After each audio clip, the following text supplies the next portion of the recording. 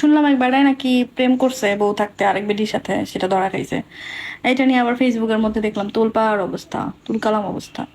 তো ঠিক আছে, বেড়ার কথা না হয় বাদ দিলাম, বেড়ারা তো এমনি চারটা করে বিয়ে করার লেগে লাফায় সকাল বিকাল, পারে না একটারে কন্ট্রোল করতে, বাট চারটা তাদের বউ লাগবে, চারটা বউয়ের জন্য তারা লাফায়। কিন্তু তুই মাইয়া মানুষ, তুই একটা মাইয়া মানুষ হয়ে আরেকটা মাইয়া মানুষের সংসার কিভাবে নষ্ট করতে চাস? হ্যাঁ, মানে মাথার মধ্যে কি এইটুকু কমন সেন্স কাজ করে না যে যেই ছেলেটা তার বউ বাচ্চা রেখে আমার কাছে রিলেশন করতে লাফাইতে লাফাইতে চলে এসেছে, সেই দুদিন পরে আমাকে ছেড়ে আবার আরেকজনের কাছে লাফাইতে লাফাইতে চলে যাবে? নিজেকে বিশ্ব সুন্দরী মনে হয় আফা? যে আপনি বিশ্ব সুন্দরী এবং সে যাকে বিয়ে করেছে সেই মেয়েটা একদম মানে পাল্লার কালি, যে তাতে তার ভালো লাগে না দেখে আপনার কাছে গেছে প্রেম করার জন্য?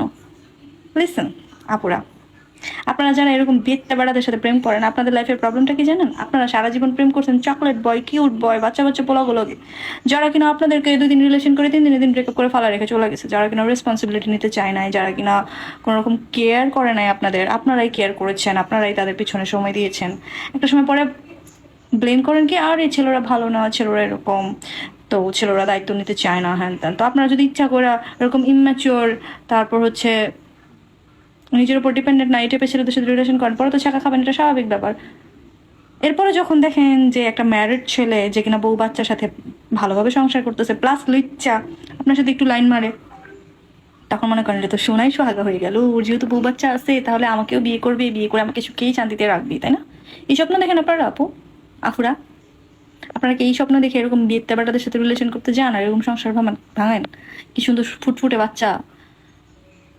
কয়েকটা এরকম ইনসিডেন্ট হলো, কয়েকদিন আগে একটা মেয়ে মারা পর্যন্ত গেল এই ধরনের ইনসিডেন্টের কারণে। তারপরও এইসব মেয়েদের লজ্জা হয় না? আরে ভাই, তোদের চেহারাগুলো তো ঠিকঠাক আছে, সুন্দর একটা থোবরা আছে, এই থোবরাটারে কাজে লাগাও তো একটা ঢঙের একটা ছেলে পটাইতে পারো ভাই। এগুলো কি কেন? আর একটা অদ্ভুত বিষয়, মানে আমার আইডিতে, আমার আমার নিজের ফেসবুকে এরকম কয়েকটা আমি খুঁজে পাইছি লাস্ট টাইম। মানে আমার হাজব্যান্ড ফেসবুক ও খুব একটা ইউজ করে না, লাইক যাই না খুব একটা। আমাকে মাঝে মাঝে বলে যে আমাকে একটু ছবিটা আপলোড দিয়ে দিও, আমি ওর আইডিতে আপলোড দিয়ে দিই।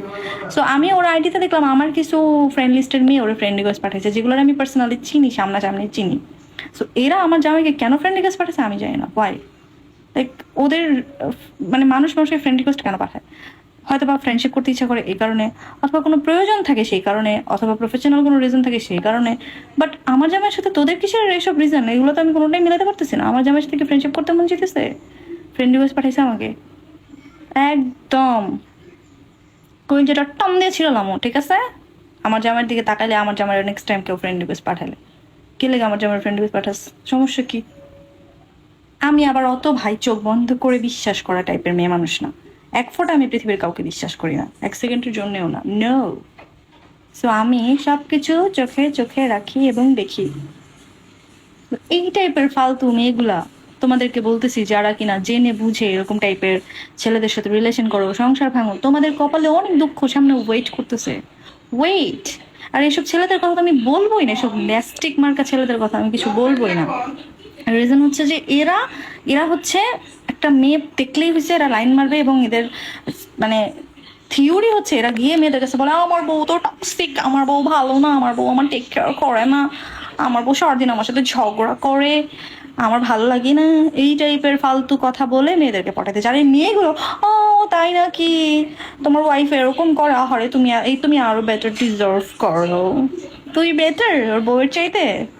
ফালতু তোদের নিয়ে আসলে কথা বলাই মানে আমার রুচিতে লাগে, রুচিতে লাগে ফালতু।